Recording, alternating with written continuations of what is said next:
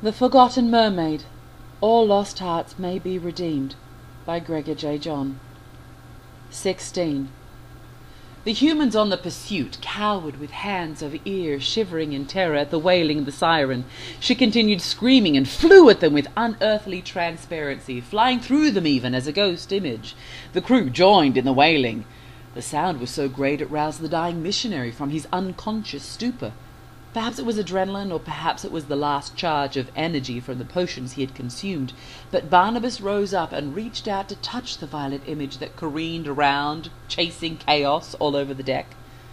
Captain Bryce Deleuze also stood still, just watching in wonder as the siren swooped about them all. Mathilde stopped her attack and hovered above the two, standing without fear. "I will eat you alive," she threatened through blackened mouth. "You cannot," whispered Barnabas, his voice failing in weakness. "I assure you I can." "And I will!" she screamed at them. The missionary man flinched slightly, but responded calmly. "You can do nothing without permission from the Almighty, so I say again, you cannot." "I do not serve your barked god. I am goddess here. This is my island, and you will bow to me." Swiftly the siren flew into his face, terrifyingly drawing her glow about him. Bailey's courage bolstered in protective defence. She moved to stand beside her husband and held his hand in defiance against her.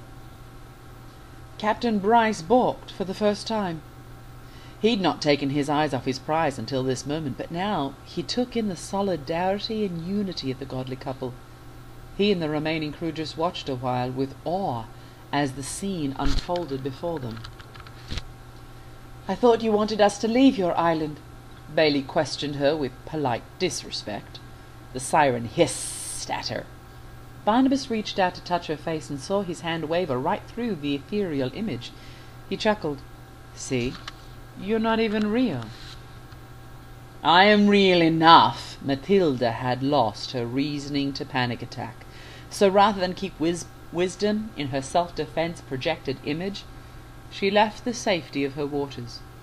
This image she'd projected dissipated as she swam out of her fortified tunnel entrance and pushed her tail fin to jump up out of the water, with a graceful spin of her body over the boat's side and then an added kick of transformation into her legged form. The siren landed with agility before them in a crouched pose. Bailey gasped in horror as the woman dared to stand up and hold her regal self before them, unashamedly naked. The captain couldn't help but smile. Bailey caught his appreciation and was strangely aroused in anger because of it.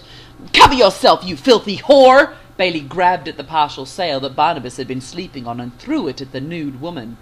Matilda barely batted an eyelid and simply brushed the sail aside with a gush of water that exploded from her hand.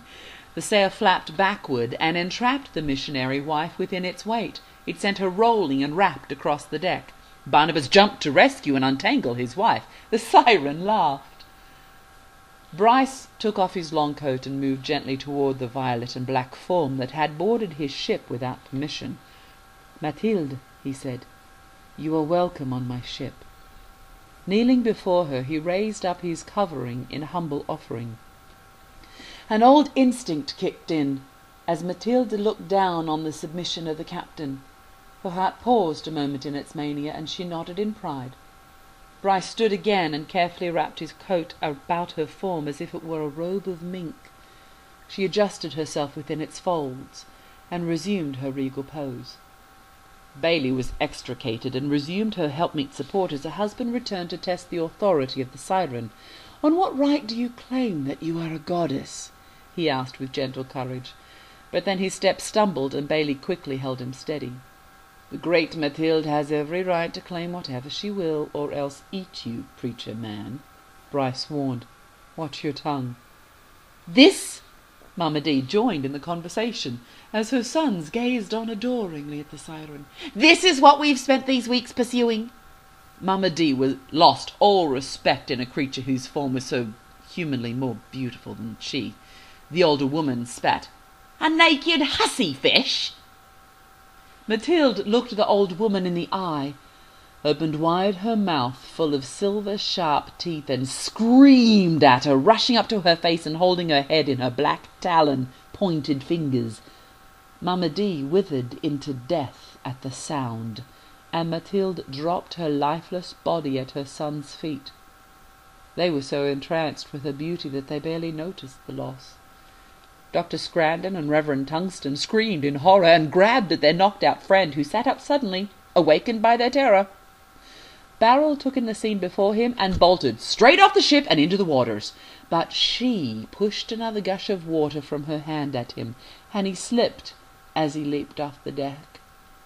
His head hit the railing with a blood-gushing crack.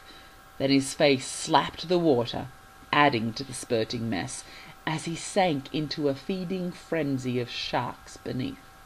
"My lady, please," interrupted the captain. "You forget who you are." Bailey and Barnabas balked in shock at the captain's gentle coaxing, but Bryce continued, "Please remember me." He looked purposely into the depth of her eyes. She didn't blink.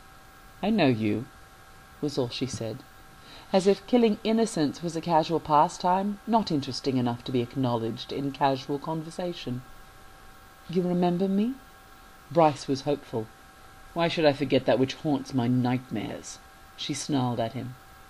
Bryce coaxed, "Mine are dreams full of hope to find you again." "Well," Mathilde sauntered to him with full seduction, "you found me. Now what will you do with me?"